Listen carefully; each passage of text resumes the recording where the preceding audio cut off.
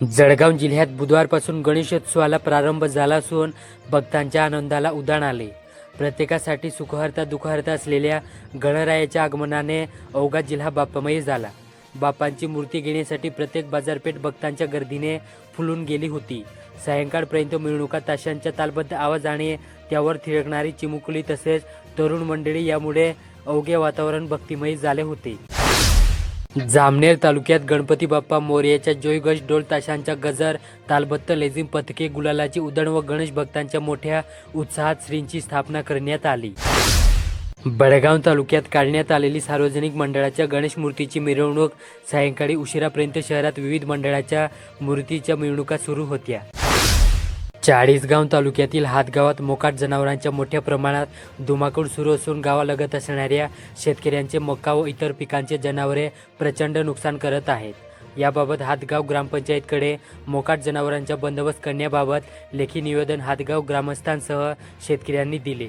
मात्र गेल्या 20 दिवसांपासून मोकाट जनावरांचा बंदोबस्त करण्यात आलेला नाही, त्यामुळे शेतकऱ्यांमध्ये संताप व्यक्त करण्यात येत आहे।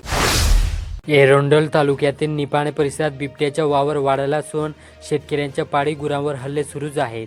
निपाणे येथील शेतकरी प्रभाकर पाटील यांच्या तबल्यातील 6 जनावरांचा बळी या बिबट्याने घेतला आहे। नुकताच त्याचा मुलगा चेतन पाटील याला मक्याच्या शेतातून बिबट्या बाहेर येत असल्याची घटना घडली, त्यामुळे शेतकरी वर्गात भीतीचे वातावरण पसरले। पारोळा तालुक्यातील देशी दारूचा कारखाना अवैधरित्या सुरू असल्याची माहिती कळताच पोलिसांनी छापा टाकत सुमारे 40 लाख रुपये किमतीच्या मुद्देमालासह साहित्य जप्त केले असून हा कारखाना उद्ध्वस्त केला। ही घटना बुधवारी घडली। रावेर तालुक्यात महाराष्ट्र इमारत व इतर बांधकाम कामगार कल्याण मंडळाच्या योजनेअंतर्गत संचारोपयोगी भांड्यांचे संच मिळवण्यासाठी बोलावूनही भांडे न आल्याने संतप्त झालेल्या महिलांनी हरितालकीच्या पूजेला फाटा देत थेट तहसील कार्यालयात ठिय्या आंदोलन छेडले। एरंडोल तालुक्यात बुधवारी विविध सार्वजनिक गणेश मूर्तीचे वाजत गाजत मिरवणुकीने आगमन झाले। शहरातील सार्वजनिक गणेशोत्सव मंडळाच्या मूर्तीची निघालेली मिरवणूक चाळीसगाव तालुक्यातील पिलखोडच्या गिरणा नदीपात्रात पहाटे महादेव मंदिर व आंसराजवळ 2 तलावरील 2 कैते आढळून आले। मेहुणबारे पोलिसांनी ते जप्त केले आहेत। चोपडा शहरातील गणेशोत्सव 5 दिवसांच्या कालावधीसाठी असतो, परंतु सर्व जिल्ह्याचे लक्ष चोपडा शहरातील गणेशोत्सवाकडे असते।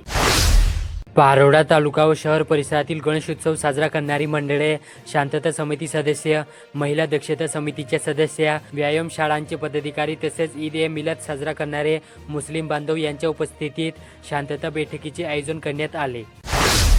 चाळीसगाव तालुक्यातील रोखडे येथे सालाबादाप्रमाणे अखंड हरिनाम सप्ताहाचे आयोजन करण्यात आले आहे। पारोळा तालुक्यात ICSE पॅटर्नवर शिक्षण देणाऱ्या युनिव्हर्सल इंटरनॅशनल पॉवर स्कूल येथे अत्याधुनिक रोबोटिक्स लॅबचे उद्घाटन मृणाल अमोल पाटील यांच्या हस्ते झाले। भुसावळ शहरातील जय मातृभूमी मंडळ भुसावळ यंदा त्यांच्या रौप्य महोत्सवी वर्षात विशेष आकर्षण ठरू शकेल असा देखावा साकारत आहे।